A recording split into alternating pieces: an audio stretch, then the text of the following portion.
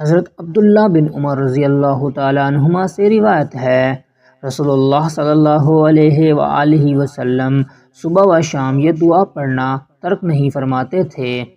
وإني أسألك العفو والعافية في الدنيا والآخرة اللهم إني أسألك العفو والعافية في ديني ودنياي وأهلي ومالي اللهم استر عوراتي وآمن روعاتي واحفظني من بين يدي ومن خلفي وعن يميني وعن شمالي ومن فوقي وَأَعُوذُ بِكَ أَنْ أُغْتَالَ مِنْ تَحْتِي۔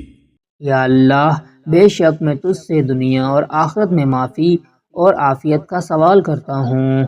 یا اللہ، بے شک میں تجھ سے معافی کا اور دین و دنیا میں اہل و عیال اور مال و اسباب میں عافیت کا سوال کرتا ہوں۔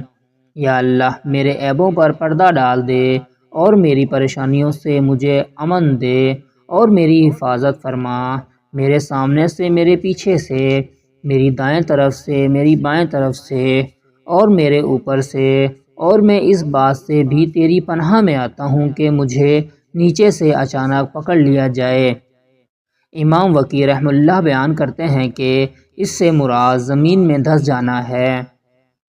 سنن ابن ماجہ حدیث نمبر 3871۔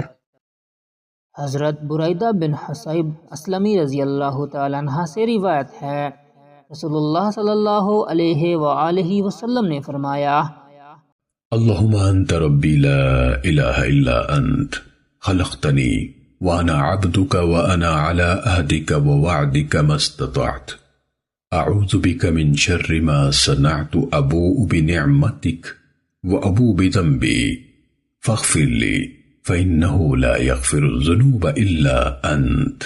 اے اللہ، تو میرا رب ہے، تیرے سوا کوئی معبود نہیں، تو نے مجھے پیدا کیا اور میں تیرا بندہ ہوں، اور اپنی طاقت کے مطابق میں تیرے عہد اور تیرے وعدے پر قائم ہوں۔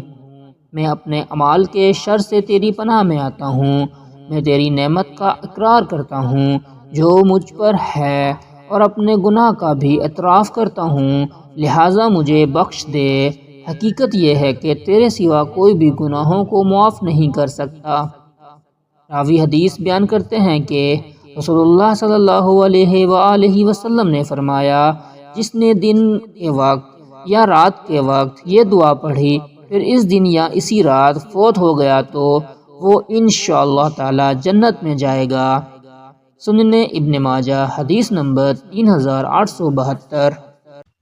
حضرت ابو ہریرہ رضی اللہ تعالیٰ عنہما نے نبی صلی اللہ علیہ وآلہ وسلم سے روایت کرتے ہوئے فرمایا، رسول اللہ صلی اللہ علیہ وآلہ وسلم جب بستر پر تشریف لے جاتے تو فرماتے، اللہم رب السماوات ورب الارض ورب كل شيء فالق الحب والنوى منزل التوراة والإنجيل والقرآن العظيم أعوذ بك من شر كل دابة أنت آخذ بناصيتها أنت الأول فليس قبلك شيء وأنت الآخر فليس بعدك شيء وأنت الظاهر فليس فوقك شيء وأنت الباطن فليس دونك شيء اقض عني الدين وأغنني من الفقر۔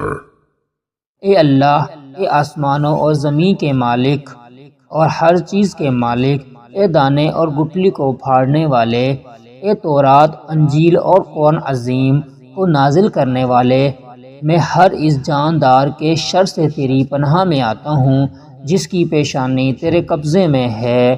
تو ہی اول ہے، تجھ سے پہلے کچھ نہیں، تو ہی آخری ہے، تیرے بعد کچھ نہیں، تو ہی ظاہر ہے، تجھ سے اوپر کچھ نہیں، تو ہی باطن ہے، تجھ سے پوشیدہ تر کوئی چیز نہیں۔